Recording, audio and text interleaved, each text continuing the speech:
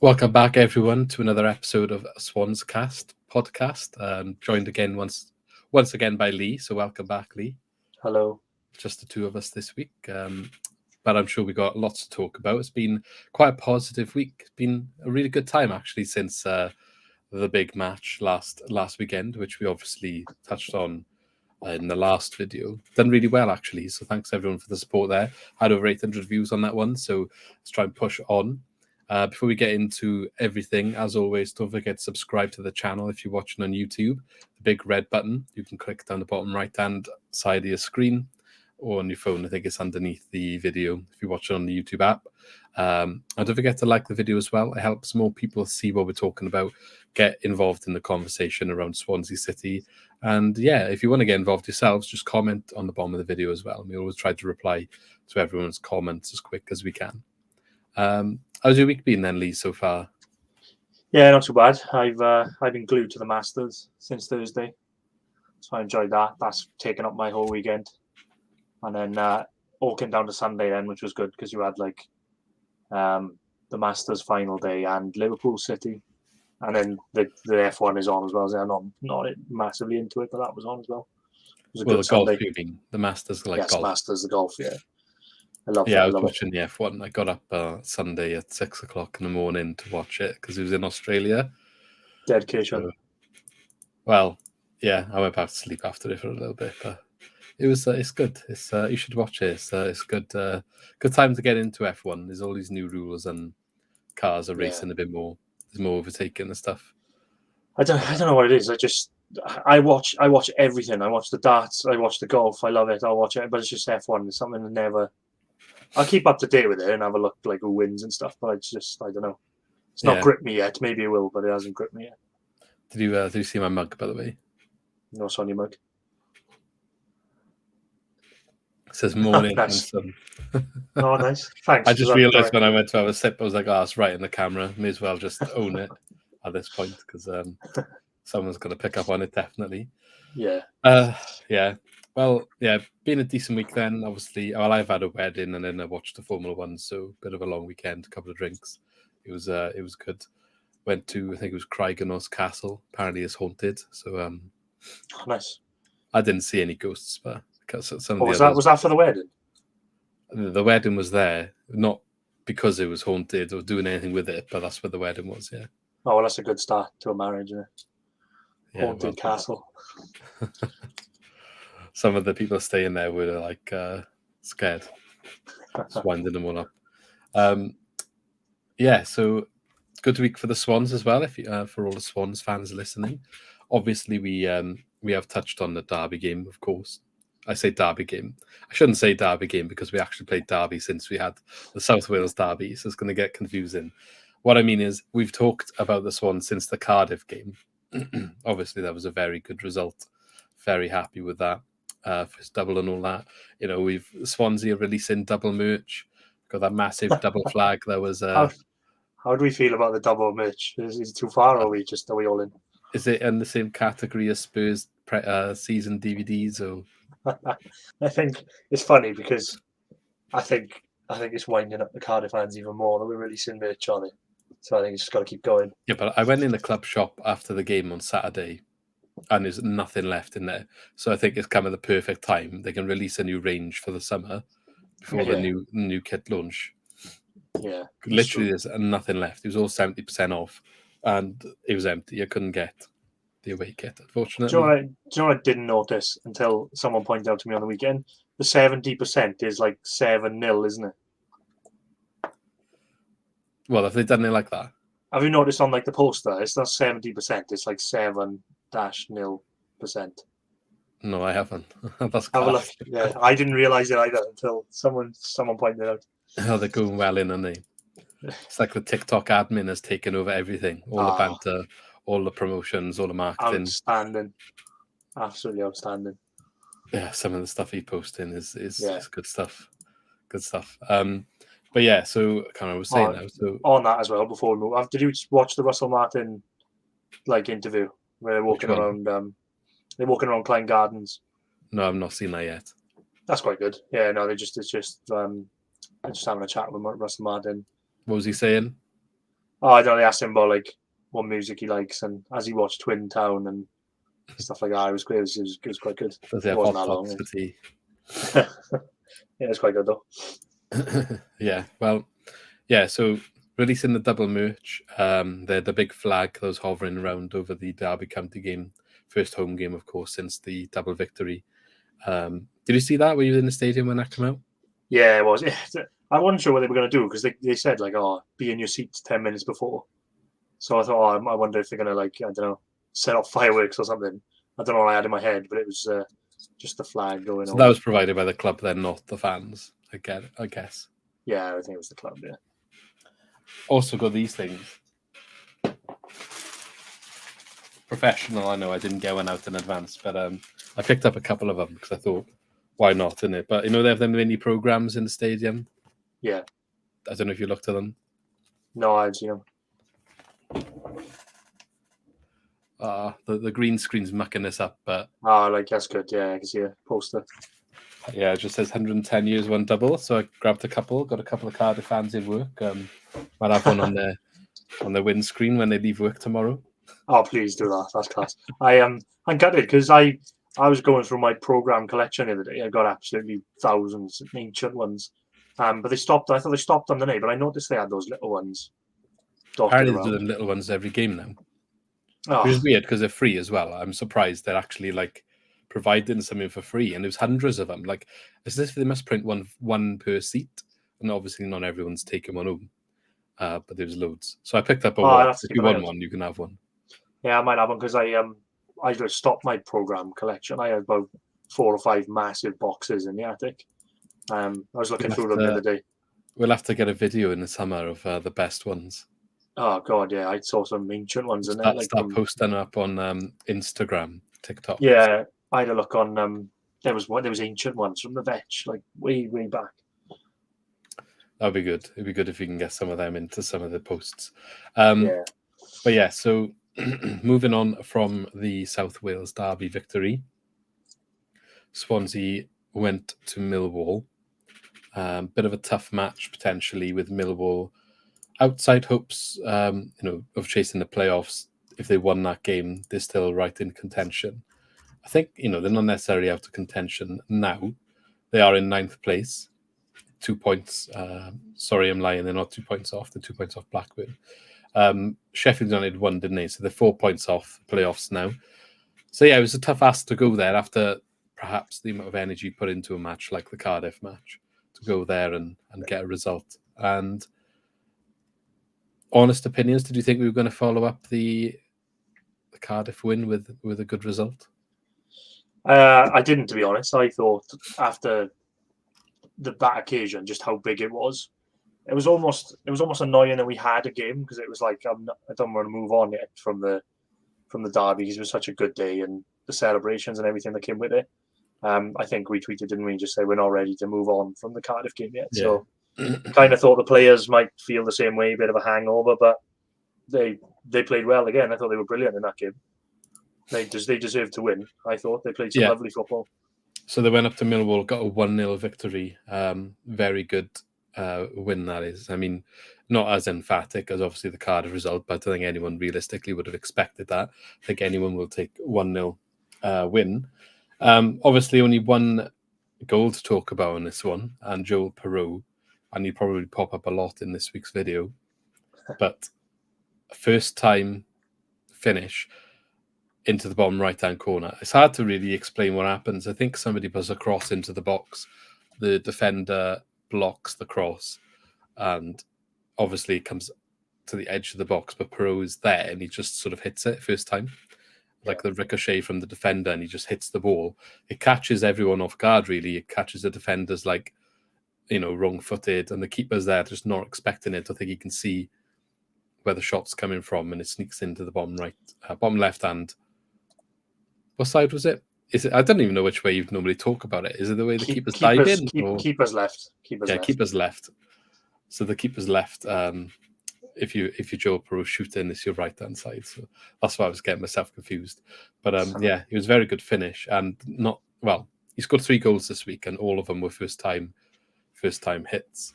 That was the first. Very good finish. And I think started a lot of plaudits for him this week about how good his finishing is. And I think he overtook Andre Ayew's record of goals from last year with that goal. That was an underrated finish, that was, because I know like the keeper gets a hand to it, but he's reacted to it quicker than everyone else to get that shot off. It's in the net before anyone's even realised. Yeah, no, it was a very good finish. I know on Quest they were talking about it as well, and they said how good it was. So fair play. The only problem is, and we'll touch on this after the two games, but it is maybe making people take notice. It's not what we want to necessarily hear. I thought by moving him back like deeper, he was just gonna quite like slow down for the rest of the season on the goal front, just to keep him under the radar, because he hasn't been talked about for a while, because Obafemi's been chipping in with the goals, and Patterson's been talked about as well, about him leaving, and Piroe was just sort of behind all that. But we'll come back to that later as well. Yeah. He said in an interview actually this week, I think 20 goals was his target this season. And I'm skipping ahead a little bit because, spoiler alert, but when we go on to talk about the home game against Derby County, he did score there as well twice. So he has reached his target of 20 goals. So now he's saying rather than setting another target, he just wants to help the team win as many games as they can, score as many as he can. But, it's quite early to hit if that's his season-long target, he's hit it with some time to spare. So that's very good. He also said coming in at the start of the year, he thought maybe you'd only get like 20, 25 games played. He was kind of like a first year learning the English game. He's still young. Got to remember, he's still quite young. Russell Martin said he didn't expect this to happen really from the first meeting. There was a conversation, I think, early on about how we needed to adapt into this new game plan. And I don't think Martin was that convinced at the start. I think he was left out of the match day squad for the first match and everyone was asking questions. I remember that. Yeah, he wasn't starting, was he? Yeah, I remember that. Yeah, so what a turnaround, really, when you think about it. Like, unbelievable. Who started striker then in that first game? It was Lowe, wasn't it, I think, because he was still there. Oh, yeah. Jamal. And then I guess, was Obafemi? He probably wasn't at this point, was he, Obafemi? Yeah, I don't think he was. I remember he had Piroe's first start was the Bristol City game when he scored. I think that was his first start of the season, and I think it was a bit like people were sort of saying, "Oh, that's a big move for him to like drop Jamal Lowe to bring Piroe in."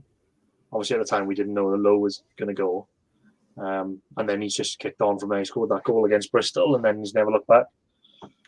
Yeah, it's been a very good signing. I think you might have seen my tweet that I put out. I think a lot of people have put it out over the course of the season, but I just thought it was a good time to bring it up again. That John Van Sweden's criticism, saying there wasn't very good signing and he wasn't going to be the part and he was more of a non-league player or League Two player. But hey, what a great take. Aged like fine wine. that one. I always like to bring that back up. Maybe at the end of the season as well, if he gets a couple more goals. Yeah, just every goal though. But yeah, nothing. What other notable things from the Millwall game then? I know Gary Rowett was giving it the big one afterwards, saying Swansea take a lot of risks and it's frustrating because they couldn't capitalise on them.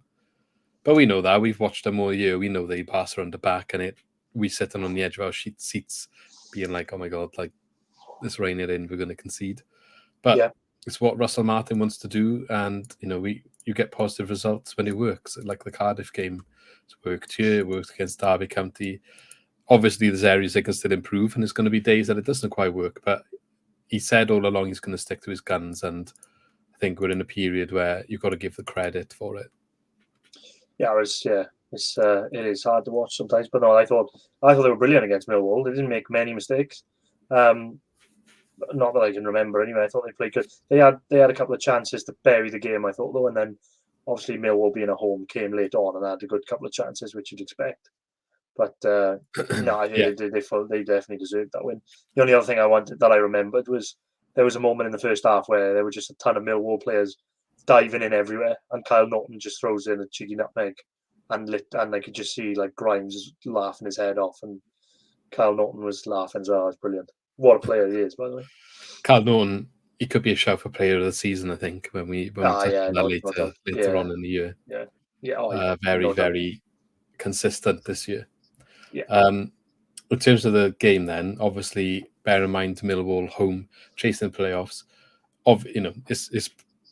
It's a weekly thing. We had more possession, so it's 68% here, but still away from home. 68% is a massive amount. But it wasn't necessarily possession for the sake of it. We had more shots, 14-13, and we had more on target, 5-2. So going in the right direction, perhaps. You could argue shots per minute on the ball or shots per touch on the ball for Millwall is obviously far higher. But it comes with the style of play that we are playing, especially if you go ahead.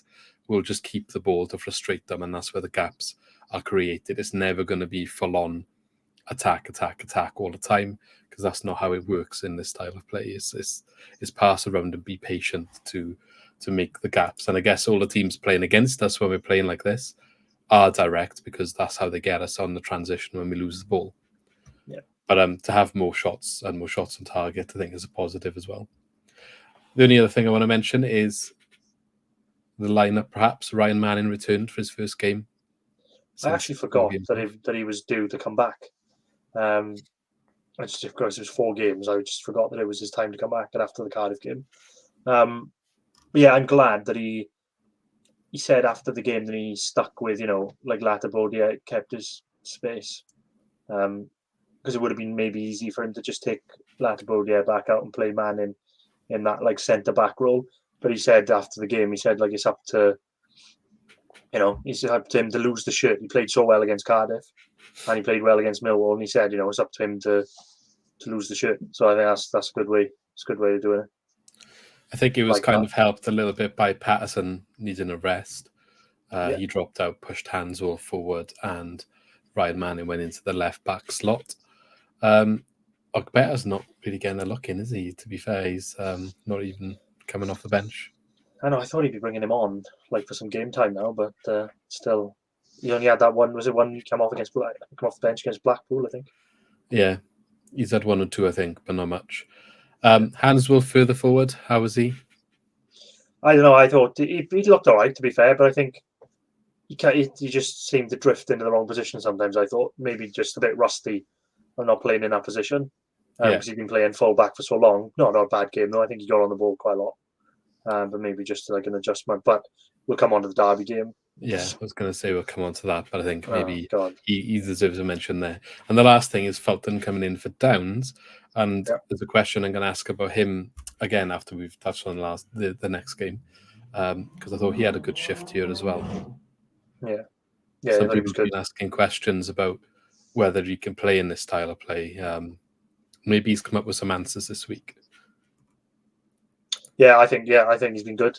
I'm surprised he's sort of bringing him back into the team, isn't he? Because he brought him off the bench quite early against Cardiff, and then he got a start against Millwall and starting over Corey Smith twice. Yeah, that's what I was going to say. Corey Smith and Cham featured much. Yeah. So that's interesting how that's happened all of a sudden. Usually, even when Downs is not there, one of the others potentially comes in. But maybe, we'll talk about it after the Derby game. So let's go to the Derby game now. Wayne Rooney coming to town.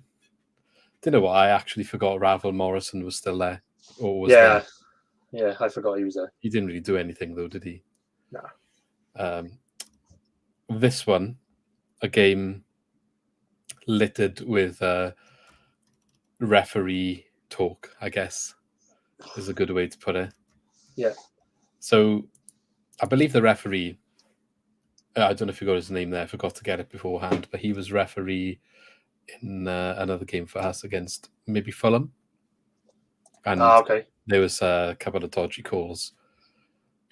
Well, the Fulham game was when Ryan Manning got sent off, wasn't it? So I don't know if it was that one or the other leg, but I saw people comparing his performance year to one for us in the past, and they weren't happy that he was still around, if you get me. But let's talk about this game. So got off to a flyer, really. We went 2-0 up. Joel Piroe, as I said earlier, is going to be mentioned a couple of times. Scores on the 8th minute, assist by Hanswell. kind of like a low cross from the left, early cross. He doesn't quite.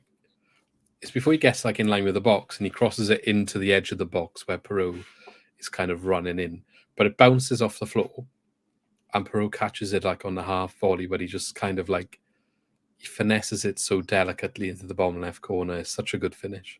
Oh, beautiful He finish. doesn't even really shoot. He just kind of like glides it in with his shoe, doesn't he? He just helps it on its way. It was just stunning finish. That was. Places it. Have you seen the video like from like behind him? Yeah. Showing the video of him. Oh, what a finish! It's just so easy for him. Do you know what it reminds me of? That sort of finish. Me too. Yeah. Yeah. It's literally. I've seen the comparisons. I think it's just similar sort of build, left-footed, those types of finishes. The way that he shoots as well, where he kind of like he goes for the finesse quite a lot, low finesse shots, which is what we choose. Like remember the 2 against Arsenal away, same sort of where he's lifting his foot up, turning his foot like using the outside of his foot and lifting it up. That sort of technique, both of them, they looked very similar in what they were doing there. So that's a nice comparison to have. That first goal was very good. Not long after then, 16 minutes, Joel Piroe gets a second goal. This is actually a very similar goal to the one he scored against Millwall. It's literally like we lose the ball somewhere up the top and Millwall don't clear it properly. And again, a first-time shot touch from Joel Piroe and he scores. Yeah, again, it's in the net before anyone's reacted. Because the keeper is quite far the other side, isn't he? Because he hasn't reacted. It's just he just picked up that corner straight away. I haven't seen the still pictures of Obafemi's already celebrating. Yeah, I know. As soon as he hit his foot, he's already celebrating. I know, it's class. Deadly finisher. And I just we tend to latch on to someone like that just because I think it's always been a criticism of us that we're always desperate for that sort of 20 goal a year lethal striker, aren't we? Sometimes I know we had Ayew last year. Didn't get 20 though, did he? Didn't get 20, but I don't know. It's different because you want a striker though, really. You want that striker that's scoring 20 goals, and you back him 9 times out of 10 when you see him with those chances. You think it's goal time, and it's quite rare that we have that. And I mean, everybody's after that type of player, isn't he? So the fact that we've unearthed one from nowhere, it's just it's brilliant. Yeah, but it could bring some heartache in the summer. But we'll move on to that shortly. The rest of this game at 2-0, very shortly afterwards again, I think we should have had a penalty. There was it's most 100% blatant handball I've ever seen in my life, and it was not given. Inside on the edge of the box, but it was definitely inside. I can't remember who plays the ball. If it was a shot or a little cross dink sort of into the box. Yeah. But it hits the guy's arm, literally Yeah, and his arm is out there as well. Like this. Yeah, it's and no excuse. It's not even hard to see it, and the ref's just like, nah, nothing. We haven't had a penalty all season.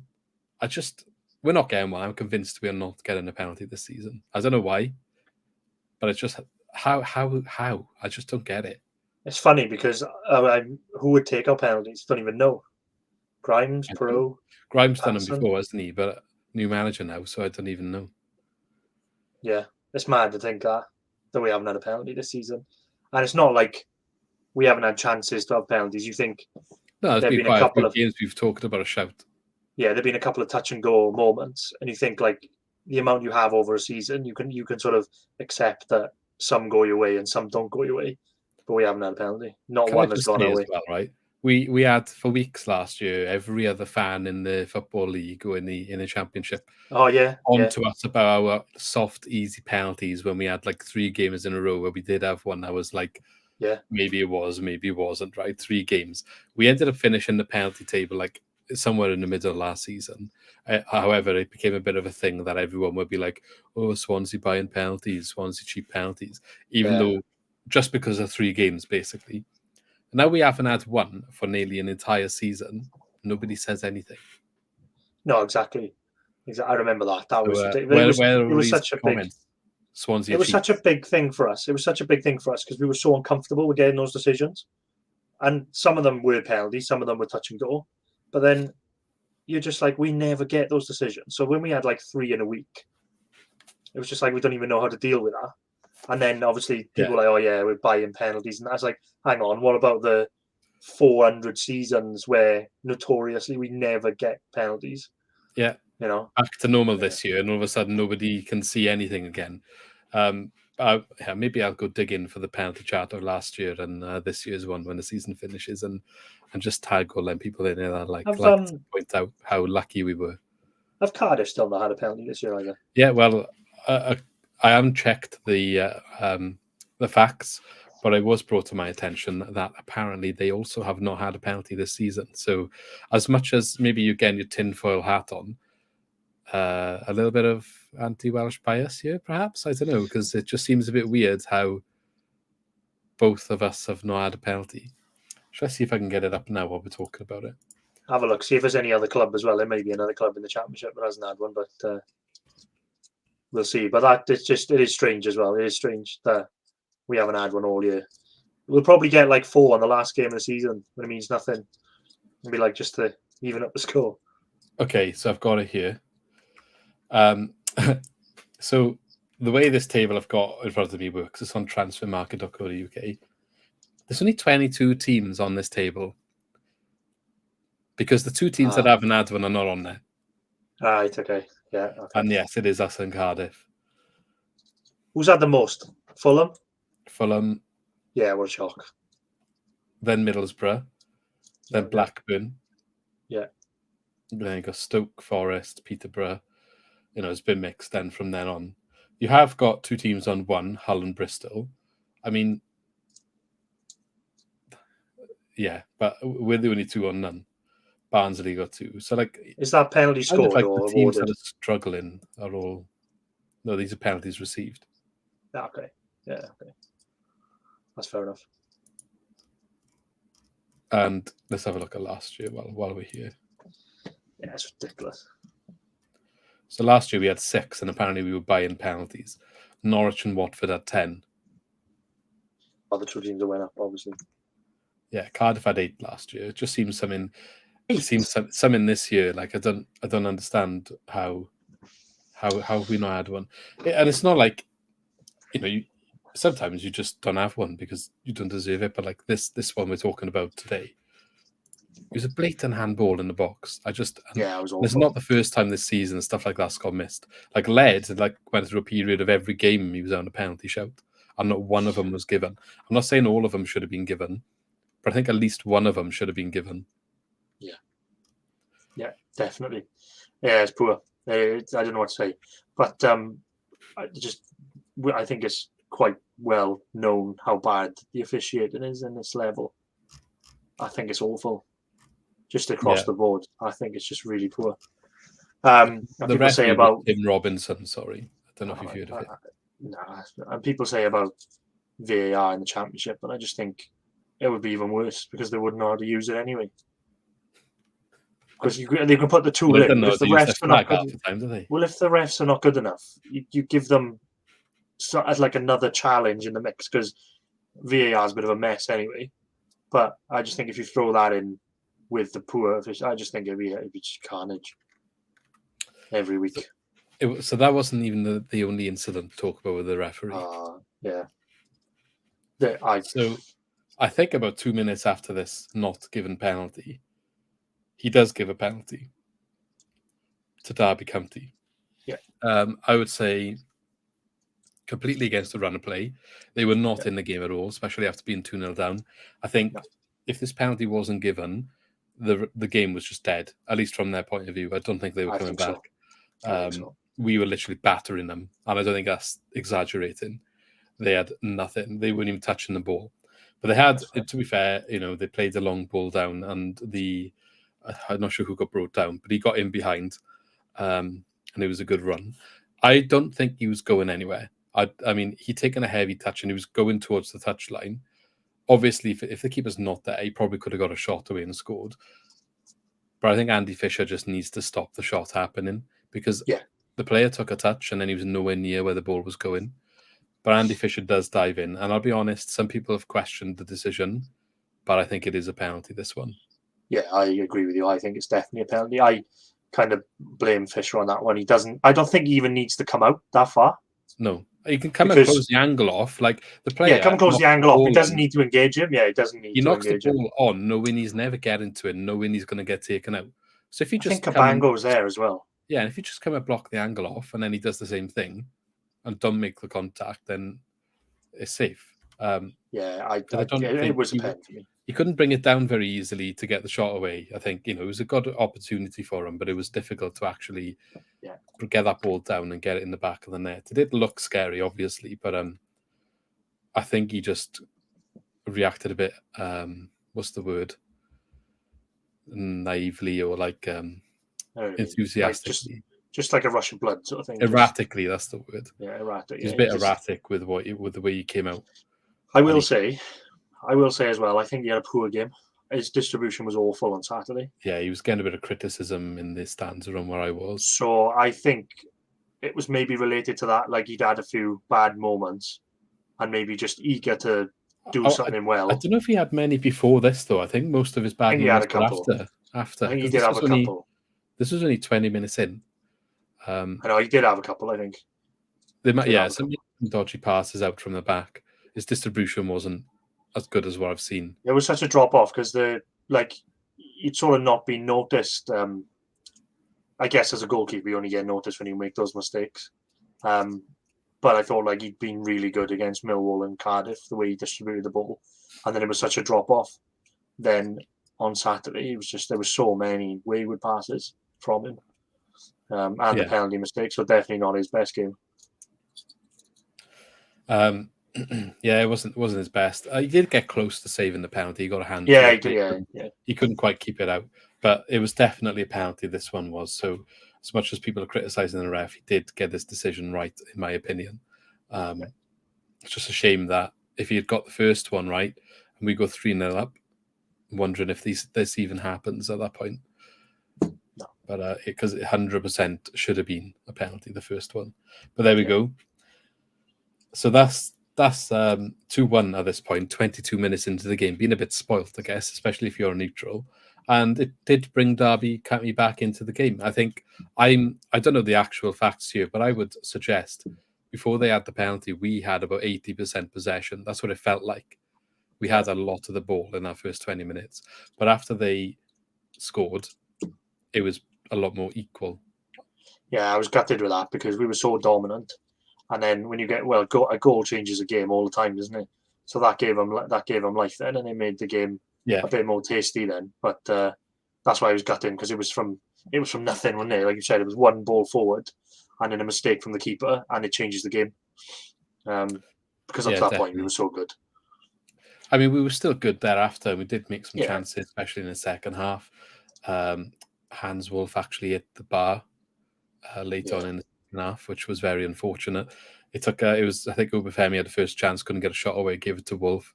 He had to do a bit of twinkle toes in the box to get his shot away. He managed to get one away, but he hit the bar. Unfortunate. But there was one incident again that we haven't discussed, coming back to the referee, just after their penalty. So Derby County had a corner and the ball gets released from the corner. Swansea clear the ball and it's played up to Jamie Patterson on the halfway line. The keeper is coming charging out of his box to get the ball. Gets the ball first, to be fair. But Patterson is charging him down and he gets to the keeper and he wins the ball off the keeper. So Patterson is now basically goal side of the goalie. I think he had his back to the goal though, so he had to turn. So the keeper has to try and tackle him, I guess, and he basically just puts him on the floor, leans on him. I think, is that the right way to describe it? Leans into it, puts him on the floor. Yeah, initially I thought the ref doesn't give it, and initially I thought maybe I thought it should have been a red. It should have been a red card and a free kick anyway. But then I thought afterwards maybe the ref seen that they've just run into each other. Maybe it wasn't much of it.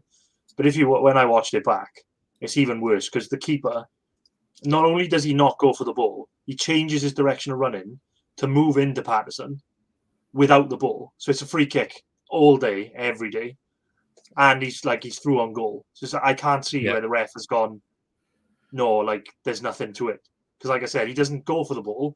The ball's going that way. He's changed his direction to go into Patterson, and he sort of leans into him, like you said. It's one of the worst decisions I've ever seen. Like, it's not a massive tackle where it's like horrendous tackle or nothing like that, but he's lost the ball. He knows there's an open goal, and he just has to stop Patterson shooting, and that's what he does. Essentially, the equivalent would be Matt Grimes brings down a player in the second half on the halfway line because he's on the counter-attack and he's going through on the counter-attack. Yep. Brings him down cynically, and that's a yellow card all day of the week. So the keeper's essentially done the same thing, being the last man because he is the goalkeeper when there's an open goal, so it's a clear goal-scoring opportunity. In the book, that should be a red card. Yeah, all day. It doesn't have to be the worst tackle or the worst foul. It's still a foul. He's still gone out of his way to make sure the player cannot shoot the ball rather than trying to get the ball. He's predominantly stopping the player. So 100% got that one wrong, and that should have been a red card. Yeah, no excuse for it. It's just ridiculous. Like, how do you, I don't know, how do you miss it? Like, what's the excuse? I'd love to know the explanation. It would be nice. I think football should maybe look into something in the future. The referee criticism is something that's been trending for a few years, and I think it seems to be only ever getting bigger. Like, they should have to go to press conference, same as the managers, I think. Yeah. Go in front of the journalists, be questioned on decisions that people think are dodgy. Maybe then, just because there's a little bit more accountability, maybe it would fix some of the issues, because all that happens now is they'll go back after the game, they'll be out of the limelight and no questions asked. They'd have to worry about it. Now and again. I think that's what they want, don't they? I think. Yeah, but that's not a good thing. So it's like, why should they be allowed to do their job wrong?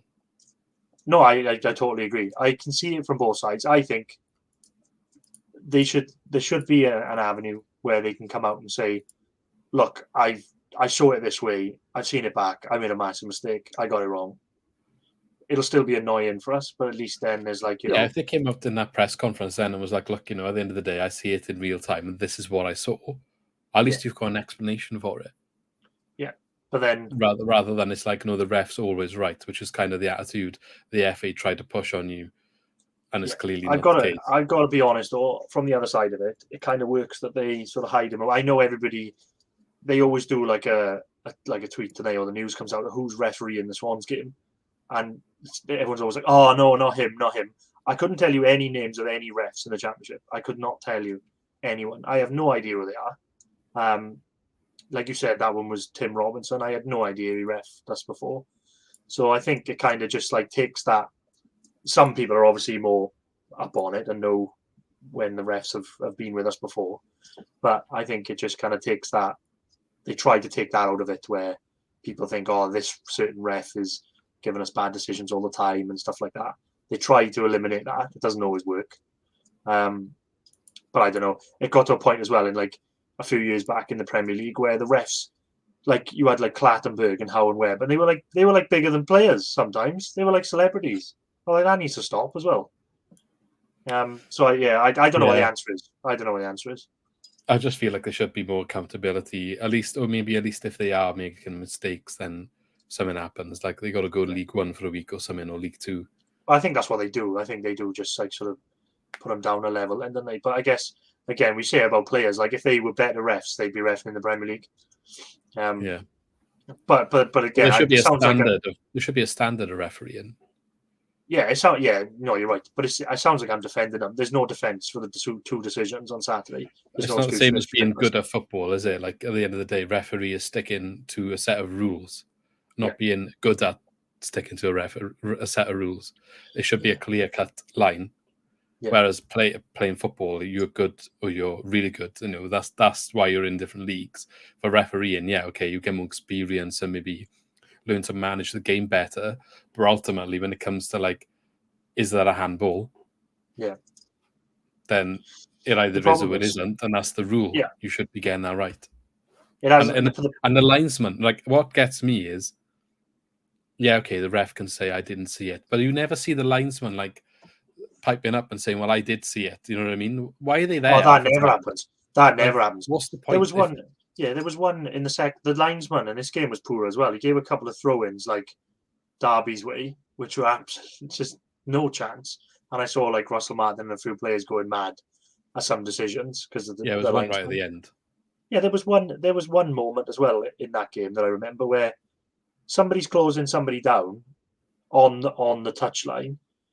The linesman waves a flag to give the Swans a free kick, and the ref overrules him. He's 2 yards from that challenge, and he puts the flag up to give a free kick, and the ref says no. It's like, well, what is the point of him being there? Like you said. And there was a shot from, I think, Cham or something, that like very slow, low shot that kind of like trickled over and just went wide of the post. But Obafemi was like standing in the box, offside, but he made a point of like moving away from the way the ball was going. And then all of a sudden, I think it would have been a corner actually, because it got a deflection, right? So it went out and it would have been a corner. And then they waited till it went out, and then the linesman stuck his flag up for offside. Yeah. And it was like, well, no, he literally moved out of the way. Like he'd had no interaction with that at all. Yeah. It was just, and just the way, I know this didn't happen, but the way that it looked like from the stands was like the ref was like talking to the linesman, and then all of a sudden the linesman's, offside. And it was like, just, why didn't you put your flag up in the first place then? The problem is with these refs in the Championship, I think they've got away with it in the sense that it hasn't happened in any like massive games. Like, so for example, like us getting that red card on Saturday hasn't really affected us because we won. But I know there was talk about it last year with like Thomas Frank and that saying they need VAR in the playoffs. I'm telling you, but then normally they bring in like a Premiership ref to do the playoff finals. So that tells you everything you need to know anyway. But there's going to be a game at some point down the line, and I hope it's not us, where somebody misses out on playoffs or promotion because of a decision that one of these refs make. And that's massive. And there's that. Well, we did have a debatable one in the playoff final with Jay Fulton's red card. I mean, I know a lot of people thought it was red, but on VAR, like he slips, and that's why he goes into that challenge. It makes it look worse, doesn't it? Yeah. So, like, if you watch that in the slow motion on VAR, maybe it saves him. Yeah.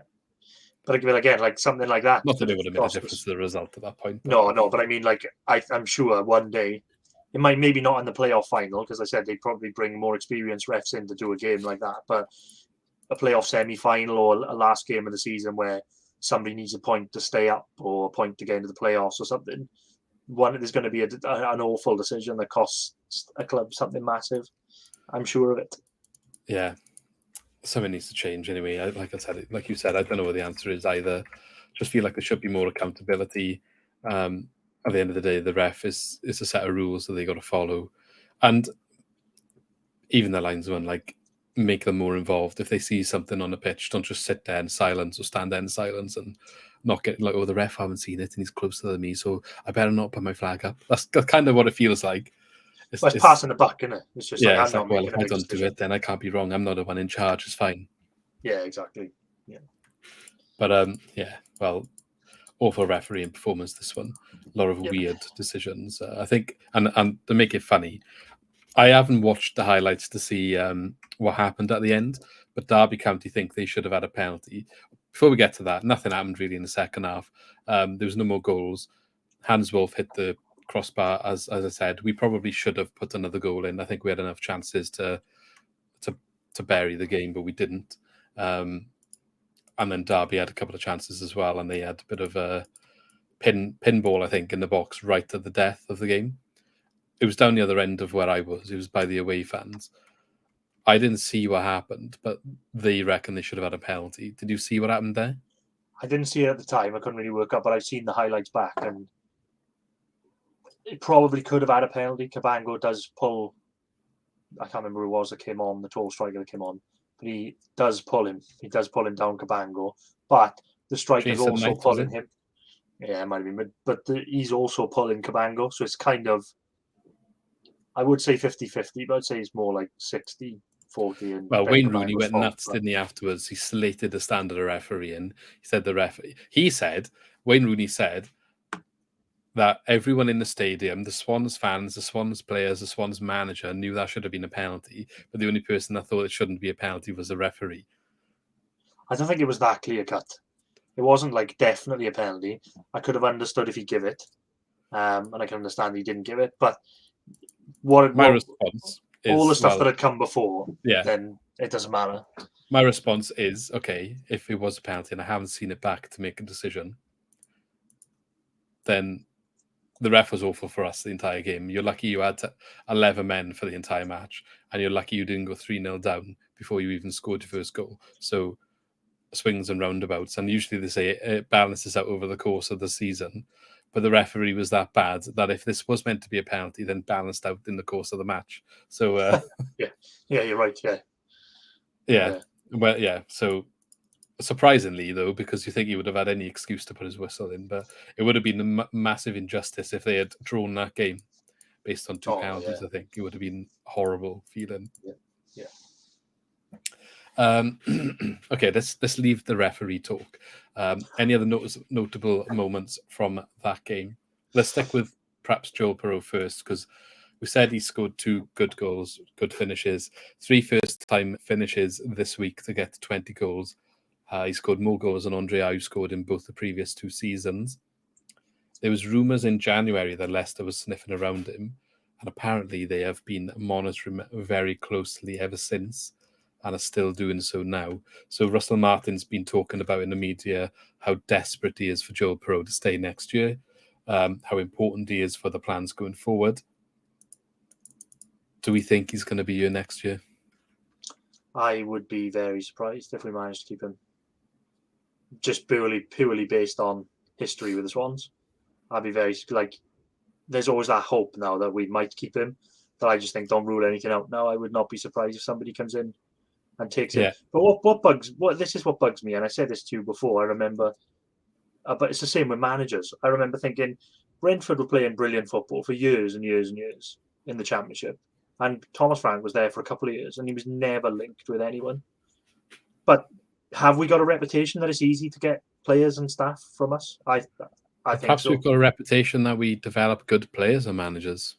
Yeah, but I mean, literally half a season he was linked with Leicester. You've got players like Diaz and stuff as well in the Championship who are also scoring goals, but it just seems that Diaz has been linked to a few places. Yeah, I know, but they'll still manage to keep him for a while. With us, it's like half a season, 1 season, and they're gone. We'll see. I was going to say I won't be surprised. I won't be surprised if somebody's linked to Russell Martin as well at the end of the season. Well, they already have been when he was Rangers, or Celtic or someone. Exactly. And Norwich actually when they sacked Farker. But yeah, I think he might be gone, but we might get lucky in a way that he is 21, 22, his first proper full season of first team football. We might get lucky in a sense that they want to see a little bit more first. Maybe is it just a flash in the pan? Can he do it consistently? We'll keep monitoring. We'll see if he can do it again. Maybe just because of his age, just because perhaps he'll command quite a hefty fee now. You hope. I'm hoping, but sometimes that does happen with people that just come out of nowhere, players that come out of nowhere. I think Matt Grimes, he's been linked a lot to the Premier League, but no one's wanted to take that risk to put the money up for him, especially since COVID. Yeah. So we'll have to see when maybe that will happen, maybe it won't. This summer will say a lot about where we're heading, because they've got Russell Martin in now. They've obviously talked about it being a long-term project, and they're trying to build something, trying to build for promotion again. So this summer will say a lot. If somebody comes in with a mediocre fee for Piroe and he goes, that'll say everything. That'll just say everything. And if someone comes in and says 10 million, would you accept that? No. What would you take? No. What would it take for you to be like, all right, fair enough, we couldn't really turn that down? I've seen some ridiculous prices in football that I don't agree with. But if we're going on that line and in that market, I want to see 30 million. For Championship, 1 season, 20 goals. Oh, what about McBurney? McBurney had 1 season, 20 goals, went for 20 odd, didn't he? What would you value Mitrovic at then, based on that? Oh, well, yeah. I'd say around about the same, but purely because he has been in the Premiership before and not done it. So I think looking for someone different. The only problem that we've got as well is, depending on who comes down, if they come in for, like, they'll come down and be like, right, Piroe scored 20 goals in the Championship last year, we want him. If we sell them to another Championship club, because that'll I'd say be more everything as well. frustrated if that happens than if a Prem club comes in. Yeah, I'd be fuming if he goes to another Championship club. Yeah. Like it would be frustrating if he goes to the Prem, but if we had some decent money for him and he's going to the Prem, I can deal with that bit better. Yeah. Yeah. I'd say like 15 mil. I know you're saying we should hold out for 30, but I'm being realistic in a way. I don't think anyone's going to pay that. I think the club would accept something like 15. I'd be absolutely outraged if they take 15 million for him. I'm not saying that that's what I want. I'm just saying I think that they would accept. Yeah, I think they would as well, and that's why I'll absolutely hit the roof, because they're saying, oh, we're in a better position now, we're in no position to sell and all this. Then keep hold of your best players. Yeah. If someone comes in for your 20 plus goal season striker, you say I want 30 million, or he's going nowhere, or I'm not talking to you. And that's something we haven't done for ages. I would like to know what they value him as, to see what they consider his starting point as, like as a club. Before anyone's interested, I would just love to know what price they say, right, this is what I'd want for him. Because it'd be interesting to see if they would say 30 or in our club, they'd probably be like, he's worth 10. Just from the off, and then Leicester's like, oh, okay, yes, fine, I'll offer you 8. Yeah. But this is what I mean about it being a big summer. If he goes and someone like Downs goes as well, and they just sell again, then I don't know. I'd be lost. You know how bad I was after the last couple of transfer windows. I think Martin would be frustrated as well. Martin would be frustrated. He might want out. I'll be proper disillusioned then with him saying, "Oh, this is a project. It's a long-term project," because we can't build anything. If for example, we need to sell one of those two players, if they're the two that people are sniffing around, which seems to be the case at the moment, and the money that we assign those players can get us 5 first-team players that suit this system. So say minimum of 15 million for that. For selling one of those. We signed Piroe for what, 1 million? Yeah. 1.8 or something like that. Yeah. Say, for example, they sold Downs for 15, but then they reinvested that money and got five players that fit Russell Martin's style of play that will be in and around the first team. Would you be frustrated with that? I would, because you can't guarantee that these 1 million players come in and they're as good as they are. We have been lucky.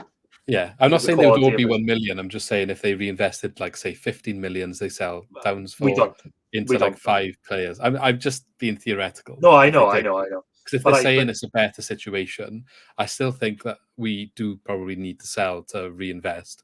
But I think maybe what they might be referring to is what we do sell, we can reinvest all of it rather than only half.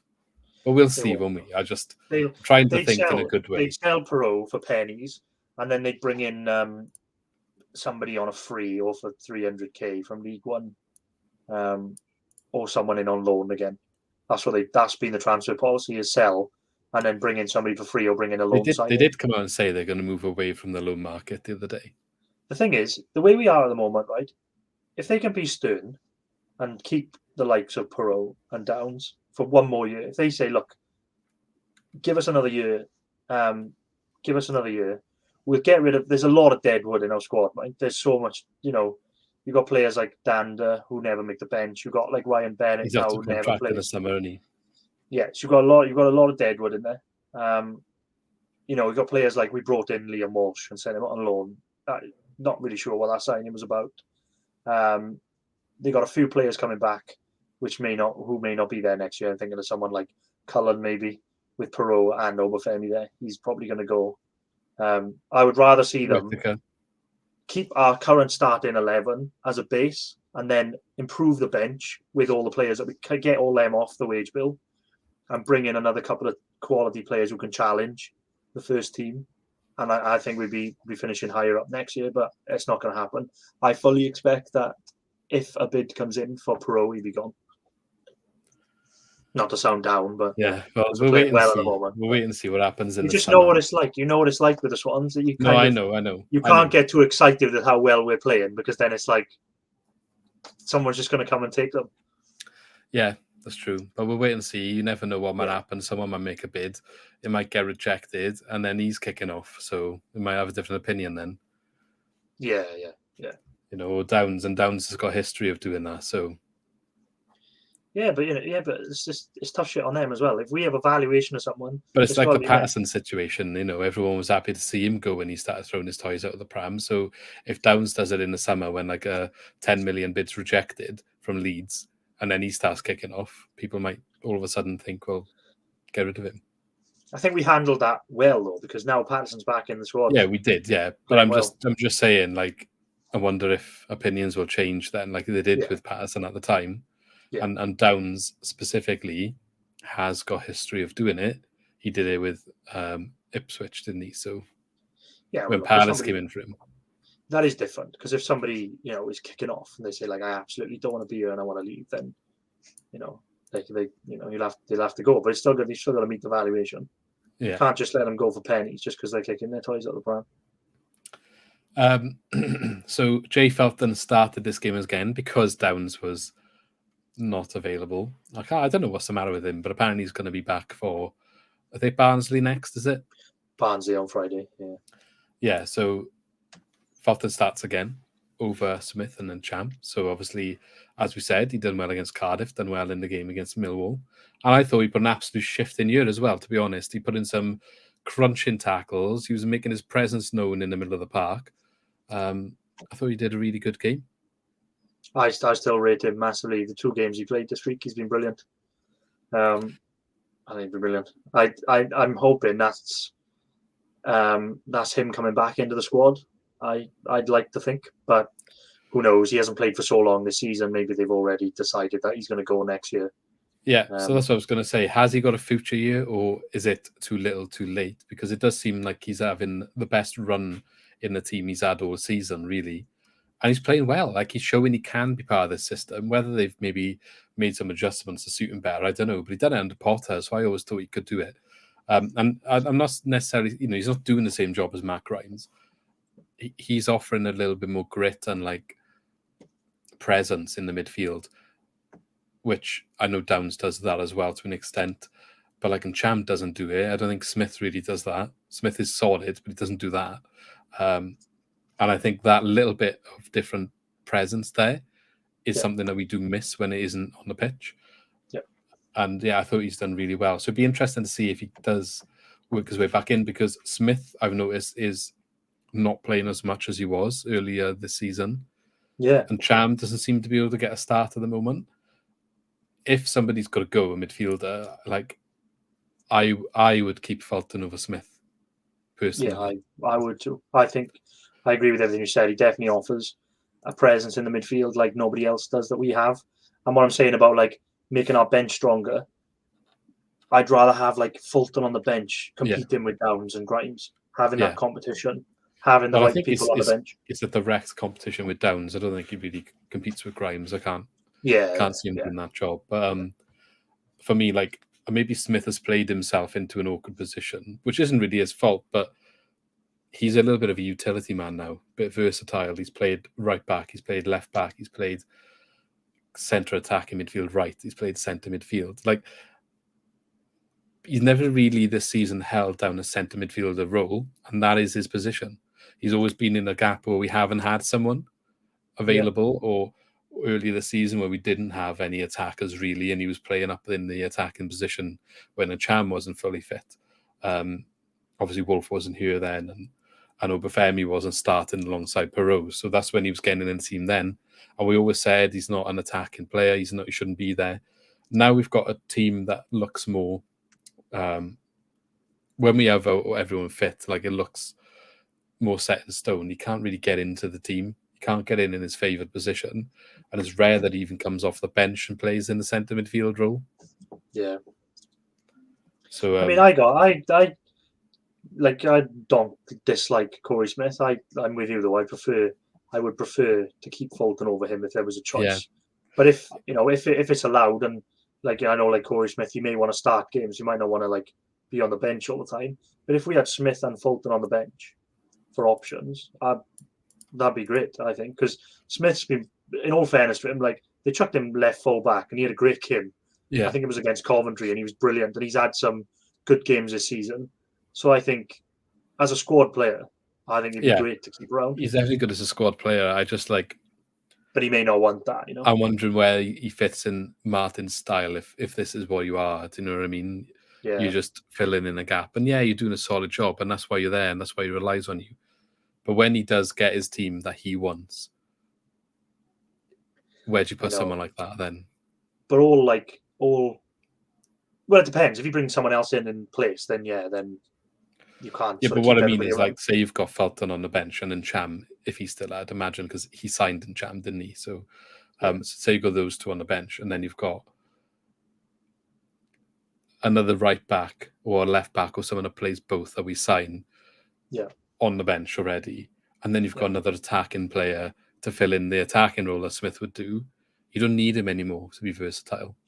Yeah, no, you're right. Yeah, it depends. It does depend on who they bring in and what players we've got. But all successful Championship sides will have good squad players, because that's one thing that we normally struggle with. I know we've won 3 games this week for the first time this season, but there is a massive drop off usually by the 3rd game in a week, isn't it? Especially when you're on the road. So we kind of need those players, those squad players, to sort of come in and be able to do a job. If you are going to be sort of pushing up the higher end of the table. But yeah, like you said, there's a lot of things. It depends on who they bring in and if the player actually wants to be sat on the bench and only play as rotation. So you'll have to watch his space on that one. It'd be interesting. I'm just wondering, because I feel like someone's going to go, whether it's Smith or Fulton. Fulton probably is still the more likely because of the season. But it's weird how he seems to be coming in with the best spell he's had now. Maybe he's just put himself in the shop window, but all of a sudden Martin seems to trust him. But again, there was a period earlier on in the year where Downs was injured and it wasn't Fulton that was coming on. Yeah, I like what Martin said again, though, when we said about the Millwall game. He said, it's up, players come in and they're playing well. It's up to them to lose the shirt. So he hasn't dropped him. It'd be interesting to see now what he does when Downs is fit. Well, if you're saying Downs is fit for the next one, I would argue he starts on a bench. Yeah. I think. And I know Downs has been brilliant this year. So, yeah, he has, but it's just, if you're going, but same as what Latibodia, and I thought Latibodia was quite poor against Derby, actually, but I feel like it's harsh for Fulton to drop back down after the shift he's put in this week. Yeah, I think so. Yeah. I think you're right, because I think it would be harsh to drop him now. You can bring Downs off for the bench, and then you've got a decision to make then about the next game. But having said that, I'm glad he hasn't shifted Wolf out of there and Latibodia because Manning's fit again. I thought Wolf was absolutely class on Saturday. Yeah, well, I think maybe Manning might come back in Friday, because I thought Latibodia didn't have the best game against Derby. I thought there was a couple of poor areas for him. But Wolf, he was our best attacking threat, definitely. Yeah. I think Patterson was quite quiet, but Wolf more than made up for it. Oh yeah, he was brilliant defensively as well. He was just standing up his fullback and just taking the ball off him comfortably. Sometimes I thought he was brilliant. Yeah, and even when he got beat, he was eager to get back goal side and have another go. Yeah, I thought he was great. Well, it could be an option if they had the money. I'd like to see him back next year. Yeah. Well, we'll see what happens there, because he didn't seem like he was really in and amongst the picture in his home club. But I'm not sure how much they would charge for him, because it is Champions League level. Whether he's Champions League level, that's not what I'm saying. But they signed him with the intention of developing him into that level of player. Yeah. So, it would be interesting, and maybe we can get him on loan again. Anything else? And Cham Smith and Kyle Joseph came on in this one. They did look a bit leggy towards the end. I thought Obafemi looked like he was absolutely struggling for the last 10 minutes, but he did run his socks off. Oh, he obviously had a massive game against Cardiff, but that Millwall game, he was everywhere in that Millwall game. He seemed to have an extra burst of energy, maybe off the back of his performance on the Saturday. But he absolutely run everywhere against Millwall, and then again on Saturday. So yeah, I just think Kyle Joseph could have come on like 10 minutes earlier, perhaps, because you don't want him pulling a hammy. He's had histories with hamstrings over Femi has, and it's the last thing you want to do. You could just tell he couldn't run anymore, really, unless he had to. There was actually one counter-attack in the second half where I can't remember who was bursting through the middle. It might have been Obafemi. But they got dragged down like in the centre circle. I think it was Ravel Morrison that brought him down. And the ref didn't book him. Shock. Although Ravel Morrison did have a yellow card, so maybe he did. It didn't look like he did from where we were sitting because we were all kicking off about it. But yeah, it was the same thing as what Matt Grimes did earlier in the game. Moving on from that, then let's just talk about the form before we finish off. 3 wins in a week. We said after the Cardiff game, can we kick on? Can we use it as a way to push and finish the season on a high? But so far, it's been a good start to doing that. Obviously, 9 points this week. We're up to 14th in the table on 57 points. And now I'm not saying anything, but we're only 8 points off the playoffs now, all of a sudden. And, a couple of weeks ago, we were having an awful season. We still got a game in hand over 6 teams ahead of us. Yeah. Sorry, the 5 teams directly ahead of us. Middlesbrough on the same. And then the 2 above Middlesbrough have also got 41. So, that could be 60 points potentially. And then you're 5 points off the playoffs. What a different picture 1 week has made. Not necessarily saying I think we're going to be in the mix. I think it's maybe a little too late. Unless we have another crazy day where Forest miss out and we go in. Imagine that happens again. Jesus Christ. God, I couldn't take that again. The problem is, I think I think you're right. It is too late, but it's not a million miles off because look, we could be sat here this time now next week after playing Barnsley and Reading. We'll be thinking, what the hell are we talking about when they've lost 2 games maybe? But we've got Barnsley and Reading next, both towards the bottom in the bottom 4. So you could easily get 6 points again there. You could be looking at 5 wins in a row. And I think if they win those 2 games, they'll be very close to playoffs. Because some of those teams will drop after that, though, haven't they? Middlesbrough, and then we've got 4 of the top 7, and we in the last. Well, QPR are falling off a cliff. We got them last game of the season, but they've been horrendous. We got a hard run then, no? We got Bournemouth, Forest, and Middlesbrough, who are all playoff contenders, really. Well, Bournemouth promotion contenders. But... QPR have lost 7 in the last 8. So what? So we could have them last game of the season to sneak in. Yeah, I mean, it's nice to have something to look forward to rather than having a dead rubber season. If they win, it's quite similar to Graham Potter's season actually, where we went on a bit of a charge at the end of the season. We were quite far off. We got close, and then we lost, I think, 1 or 2 games, and that was it. Maybe something similar will happen here, but could set us up nicely for next season, and that's the ultimate goal. That's what we said. Second half of the season, we'll have a good push into the next season, and that's where Judge Russell Martin said it all year. I still maintain it. I think the signs are there. Get a couple more players in, and we could be a strong team next year around the top half, around the playoffs. We'll have to wait and see, obviously, what ins and outs, as we discussed earlier, before we make a final decision on that. But yeah, it's quite a positive, perhaps, end to the season. So looking at the table in general, I know you wanted to point a couple of things out. But Forest in 3rd place now after Steve Cooper taking charge. What did he tell me earlier? I think when he took over, they played 7 games and they had 1 point, and now they're 3rd, 6 points off 2nd. Yeah, and I pointed out everyone's giving them all plaudits and all the rest of it. Yeah, they've had an amazing season in 3rd place, but they're only 10 points ahead of us. Yeah, I think, though, I got to be honest, I think it's one of the worst championship seasons for a long time in terms of quality of the teams in there. Because, I think we've had, I wouldn't say we've had a bad season, but we've not had a great season to be as close to the playoffs as we are. And you look at teams like Forest, when he took over with 1 point of the 7 games, there's no way that they they've been good, but I've not like seen them and been like, wow, they are absolutely outstanding to be pushing up at the automatics now. And then you've got teams like Huddersfield and Luton that are like 4th and 5th, and no disrespect to them, but I think just in other championship seasons gone by, it wouldn't be this tight. I think with some of the teams that are on there. But I don't know if I'm being a bit harsh. Maybe it's just really competitive. It's really competitive, but I think it's because the level is like there's not the top level is not that as much. It's more competitive around, say, like the last few seasons, the midfield. It seems like that sort of area has grown, I think, to the point where they're all quite similar levels and they can all beat each other depending on what day it is. And there's more teams in that bracket, whereas there's less runaway leaders. Like I would literally say it's just Fulham. Right. It's just Fulham on their own. Like Bournemouth, they got 6 points now over Forest, but a couple of weeks ago they were dropping out of the automatics. And then you look at Blackburn, we played them and they were in 2nd place. They've fallen out of the playoffs now. They've had a torrid time.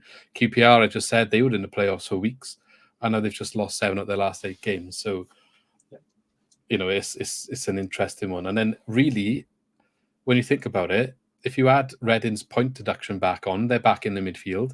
And if you add Derby's point deduction back on, they're back in the midfield. So there's 2 teams there that look like they're down in the bottom fighting for their lives, but take the point deductions away and it's not as bad for them. Maybe Reading will still be quite low because they only had 6 taken off them. But Derby County, add the 12 on and they're on 40. It's not great for them either. They did look okay at one point, but maybe they've. I think they've lost 8 on the bounce or something, haven't they? I think. Yeah, maybe. Right, or not 1 in 8, maybe something like that. Well, no, they won the match before us against Preston, and they won against Barnsley a couple of weeks ago. Oh, I don't know when I read that. Might have been someone else. Might have been QPR then or someone. But, QPR have been not great. But yeah, it's competitive. But I think maybe this is partly down to the implications we've seen since COVID and less transfer activity between a lot of the clubs. Not some of the ones that got come down, they've had money to spend, Bournemouth, Fulham, and they are at the top, those 2. But everyone else has been trying to get the free transfer here or there, a loan move here or there. I think that is showing in the quality across the board. Yeah, definitely. I saw people talking about whoever goes up this season, it's likely they reckon they're going to come straight back down. And if you look at the teams that went up last season, bar Brentford, they are coming straight back down. Yeah, I think so. And if you look at someone like Watford, for example, like they've got a good enough squad to sort of compete in the Premiership, and they're nowhere near, are they? You think like some of the players they made some tidy signings, and it looks like they're going to come down. So I don't know if teams like Luton, Huddersfield, Sheffield United, maybe. I don't know. Luton should be on a party if they go up, though, even if it's for 1 year, wouldn't they? Middlesbrough. I'm not sure that they have the spending power if they go up to get anywhere near. I think it'd be right. It would be the same as us. If imagine we sneaked into the playoffs now and went up, we're not in a position to go up, are we? I don't think. We'd perhaps have a little bit more chance than some of these other teams just because of how recent we were there for a long time. Some of the infrastructure might still be in place, but you obviously still need to do a lot of work on the squad. So, or maybe we didn't think last time when we went up the first time that we had enough, but the style of play, sticking to our roots, is what kept us up really at the start. And when it started getting a bit rough and we drifted from it and started rotating the managers around, that's when it went wrong. So, I don't think we go up this season, but that's why we're building a process, isn't it? So that if we do manage to go up and you stick to your guns, you manage to stay there. Like Brentford this season, they're the one team that have built the process over a long time, and they're the one doing the best. So as hard as it is to say, but it's true. It's kind of the blueprint for us at the moment, though, isn't it? Like Brentford, because we were like that previously, weren't we? So. Yeah, but going back to what you said earlier about selling players, they did sell a big player every year to fund the generation, like the regeneration. I know, but they had good money for They were getting top money for him. Like, what was Ollie Watkins? 30 million? They were all 30 plus, and when Mopay went up as well, they were getting good money for these players. So that's why you're saying if Leicester come in 30 million for Joel Piroe, then you'd be content. I'll be happy with 30 million. That will build us a squad. Yeah. But we'll take 10 probably. Going back to that. On that note, maybe we shall we'll finish the podcast. So it's been a good one, a little bit long, but it's all right. We'll get it up. I hope everyone enjoyed. As always, don't forget to subscribe to the channel. We had some good growth of the last video. I think we had like 9 in the last week or something. So let's continue down that way. We're trying to get to 500. If we can do it by the next kit launch, we're going to do a giveaway for the new kit. So get involved.